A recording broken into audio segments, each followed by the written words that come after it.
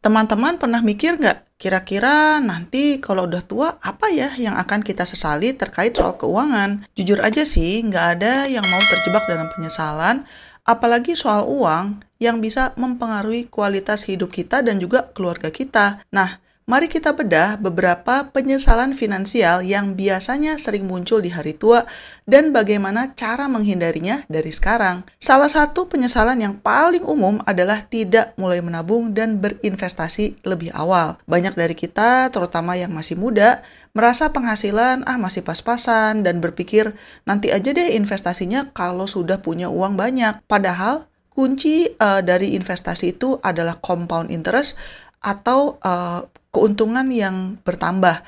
Jadi semakin cepat kalian mulai, semakin banyak juga waktu untuk uang kalian itu bertumbuh. Bayangin aja, teman-teman yang mulai menabung di usia 20-an meski dengan jumlah yang kecil, itu akan lebih unggul daripada teman-teman yang baru mulai di usia 30-an atau 40-an dengan jumlah yang sama. Bahkan dengan menyisihkan uang 100.000 per bulan ya dari awal, dampaknya bisa sangat signifikan puluhan tahun kemudian. Kesempatan untuk mengembangkan uang kalian dengan compound interest ini adalah aset yang terbesar yang bisa kalian miliki, dan waktu adalah faktor yang krusial. Tidak sedikit orang yang baru menyadari pentingnya investasi saat usia sudah tidak muda lagi, dan di mana waktu untuk compound interest bekerja sudah sangat terbatas.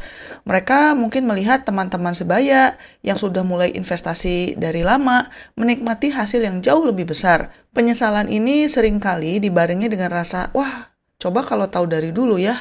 Atau ngerasa, wah kenapa ya nggak ada yang ngasih tahu saya dari dulu. Padahal informasi tentang investasi itu sekarang sudah makin mudah untuk diakses. Makanya, mulai aja investasi dari sekarang, sekecil apapun itu, dan jangan biarkan penyesalan ini menghantui kalian di kemudian hari. Penyesalan finansial berikutnya adalah tidak mempersiapkan dana pensiun dengan matang. Seringkali kita hanya mengandalkan pensiun dari kantor, atau kita ngerasa pede bisa tetap produktif sampai tua, atau ngerasa, nanti kan akan dibantu sama anak-anak. Padahal realitanya biaya hidup itu terus naik, dan kesehatan di hari tua bisa jadi memerlukan dana yang tidak sedikit. Tidak punya rencana pensiun yang jelas bisa membuat kita harus bekerja lebih lama di usia yang seharusnya sudah santai, atau bahkan jadi bergantung pada anak cucu. Padahal belum tentu juga anak cucunya dalam kondisi finansial yang baik kan, bisa jadi mereka juga berjuang dengan keras dan gak bisa support kita. Banyak yang lupa menghitung berapa perkiraan biaya hidup saat pensiun nanti, terutama biaya kesehatan yang cenderung meningkat, atau mungkin kalau mau rekreasi lebih sering, atau ingin traveling kemana-mana. Nah, memiliki dana pensiun yang tidak memadai, bisa jadi berarti harus mengorbankan kualitas hidup di masa tua, seperti misalnya terpaksa mengurangi pengeluaran untuk kebutuhan dasar, atau menunda impian yang sudah lama diidam-idamkan. Perasaan terbebani, atau bahkan merasa nggak enak karena jadi beban untuk keluarga, bisa jadi penyesalan yang mendalam. Coba makanya, hitung berapa yang kalian butuhkan untuk hidup nyaman di hari tua. Kemudian cari tahu program pensiun yang tersedia, baik dari pemerintah seperti BPJS Ketenagakerjaan, perusahaan tempat kalian bekerja, atau bahkan membuat dana pensiun mandiri dengan investasi. Mulailah dengan mengalokasikan sebagian kecil dari penghasilan kalian secara rutin untuk tujuan pensiun. Ingat, lebih baik kita punya uang berlebih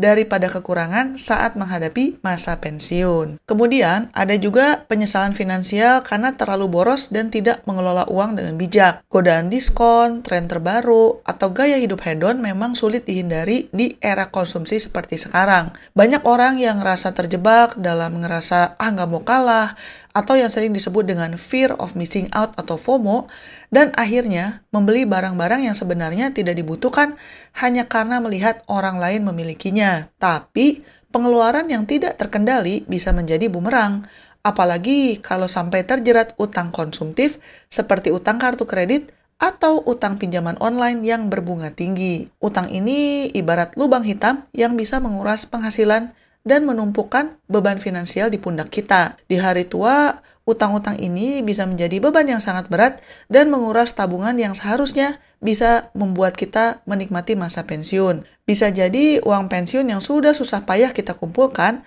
malah habis hanya untuk membayar cicilan utang. Penyesalan karena gaya hidup boros di masa muda seringkali muncul saat mereka melihat betapa sulitnya mengatur keuangan di usia senja. Makanya, mulai sekarang, coba deh buat anggaran yang realistis, pantau setiap pengeluaran, dan hindari utang yang tidak perlu.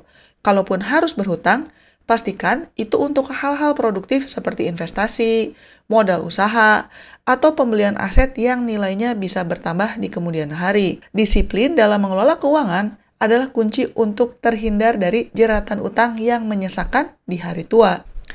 Penyesalan finansial selanjutnya adalah tidak memiliki dana darurat yang cukup. Ya, namanya hidup itu banyak hal yang nggak terduga ya. Kita bisa tahu-tahu sakit mendadak, atau mungkin keluarga kita yang sakit parah, bisa kena PHK, rumah bisa kebakaran. Ya, pokoknya musibah itu bisa datang kapan saja tanpa bisa diduga. Bayangkan aja kalau salah satu dari situasi itu terjadi dan kalian tidak punya simpanan. Kalian mungkin jadi terpaksa mengambil uang dari tabungan pensiun yang sudah direncanakan, atau terpaksa menjual aset berharga dengan harga murah, atau bahkan jadi terpaksa berhutang yang justru akan menambah beban finansial. Banyak yang baru menyadari pentingnya dana darurat saat sudah menghadapi krisis. Jadinya panik, stres, dan bingung mencari solusi di saat-saat krusial seperti itu. Makanya, idealnya kalian punya dana darurat sekitar 6-12 bulan pengeluaran rutin. Ini akan menjadi bantalan yang sangat penting saat badai finansial datang dan memberikan kalian waktu untuk bernafas, juga mencari solusi tanpa harus panik atau mengorbankan stabilitas keuangan jangka panjang. Mulailah untuk menyisihkan sedikit demi sedikit ke rekening yang terpisah tapi mudah diakses, biar kalian tidak tergoda untuk menggunakannya untuk keperluan jajan sehari-hari. Anggap saja ini sebagai payung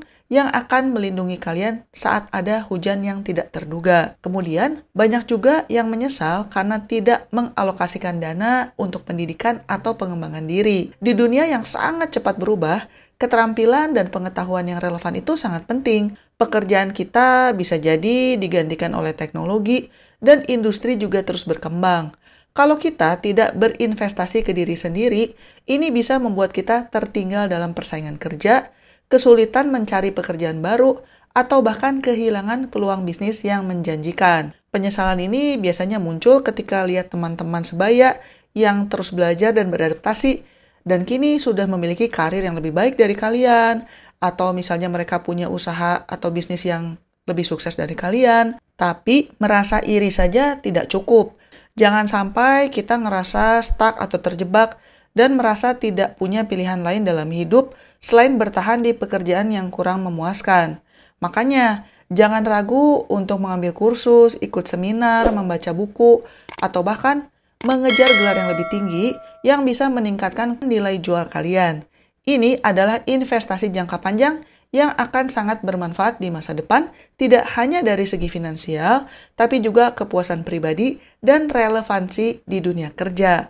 Mengembangkan diri juga bisa membuka pintu ke penghasilan tambahan atau jalur karir yang sama sekali baru di usia yang tua.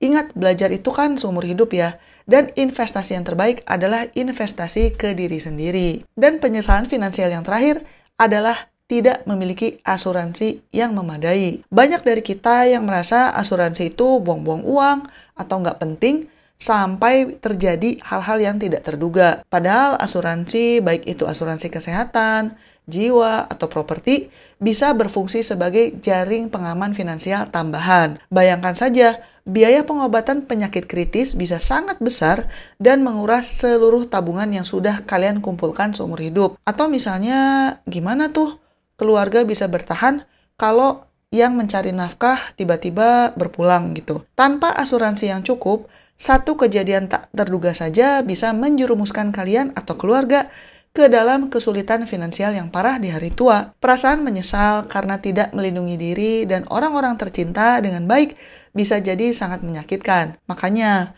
luangkan waktu untuk mengevaluasi kebutuhan asuransi kalian, sesuaikan dengan gaya hidup, tanggungan dan risiko yang mungkin dihadapi. Ini adalah investasi kecil yang bisa mencegah kerugian besar di masa depan dan memberikan ketenangan pikiran. Intinya sih, teman-teman, penyesalan finansial di hari tua itu seringkali berakar pada keputusan yang kita ambil saat ini. Makanya, jangan tunda untuk mulai menata keuangan, bikin rencana, patuhi anggaran, investasikan uang kalian dengan bijak, jangan lupa membuat dana darurat, dan pastikan kalian punya jaringan pengamanan berupa asuransi. Dengan begitu, di hari tua nanti, insya Allah kalian bisa menikmati hidup dengan tenang dan penuh syukur, dan bukannya dengan penuh penyesalan. Sekian dulu episode kali ini, dan selamat mencari kebahagiaan. Bye-bye.